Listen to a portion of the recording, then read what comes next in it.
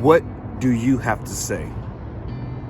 What do you have to say when those limited voices, those voices of doubt and fear and the criticism, the internal criticism, when those voices start talking to you, what do you have to say? See, one thing that I've learned is it's not so much what's said to us, but what we say that determines our course, our direction, our destiny on any level. And, coming into the gym this morning, I'm praying and I'm just thinking through the fact that no matter how long, I've been in the game, preaching, teaching, sharing, encouraging, I still need encouragement. I still need to, like David, to encourage myself in the Lord. I still hear the voices, right? That internal chatter.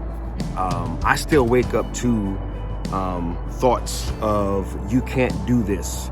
You'll never have this. You'll never become this. And what God was reminding me of this morning, and what I want to encourage you in today, is to understand that you have a voice. See, the way that it works is, okay, let me put it this way. You ever hear that term, the squeaky wheel gets the grease? Well, when it comes, to this context, the loudest voice gets the attention, right?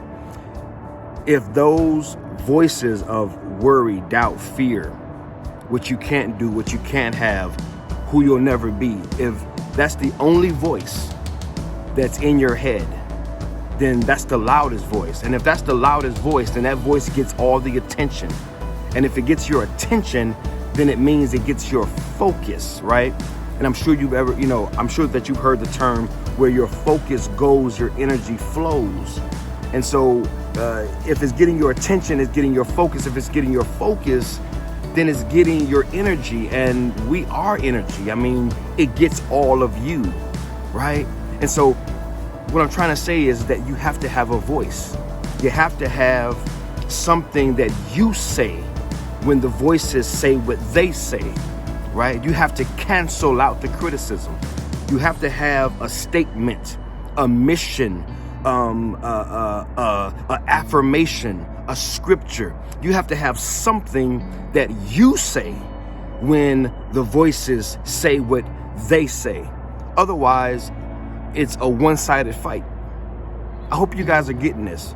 If you're waking up to a voice that says, you'll never have this, you'll never have that, you'll never become this, and you ain't got nothing to say that challenges that cancels that, if that's the only thing that you're hearing, then that's what you're going to listen to, because the squeaky wheel gets the grease.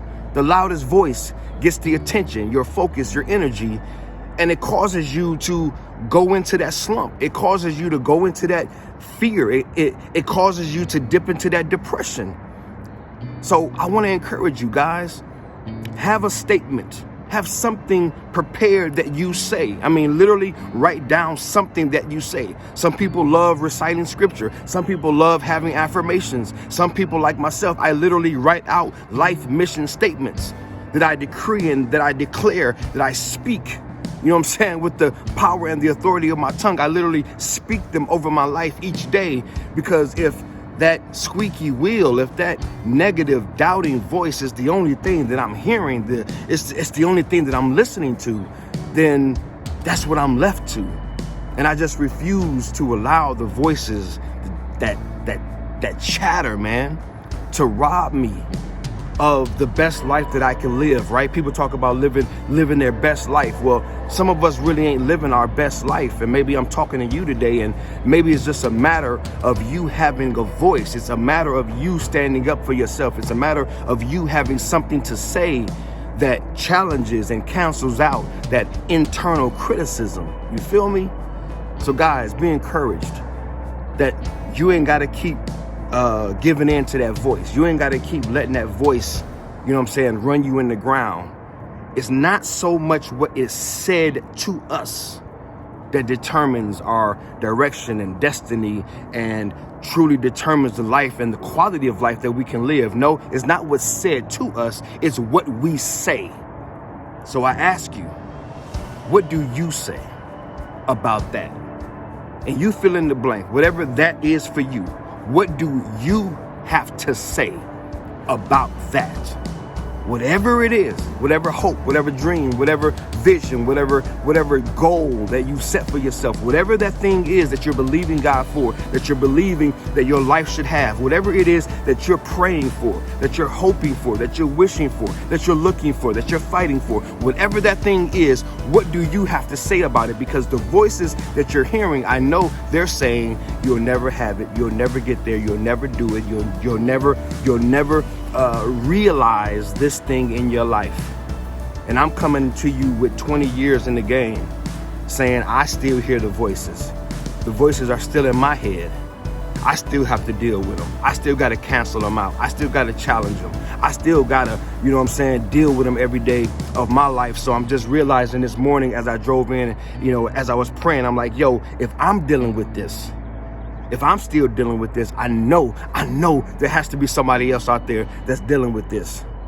So again, my encouragement to you guys today, man, find some scriptures, get an affirmation, develop a mission statement, do something, write down something. If it's nothing more than grabbing a pen and a pad and simply saying, this is what I want my life to be. This is what I want my life to contain. This is what this is what I believe God has said is true about me. And you just begin to say those things, recite those things, memorize those things. You know what I'm saying? Remember those things in those moments when you're tempted, when those voices get to talking, man. And you're tempted to doubt, when you're tempted to shrink back, when you're tempted to quit and throw in the towel, man, have something to say. In closing, one thing I've realized is that these voices, they're never going to shut up. They're never going to stop. It's not their job to stop. That internal chatter is never going to stop. We're human. What we have to learn to do is be as consistent with saying what we want to say as the voices are in saying what they say. We just have to be as consistent. We have to just be able to say what we say. We have to just be able to say it one more time. Never let the voice be the last word that you hear.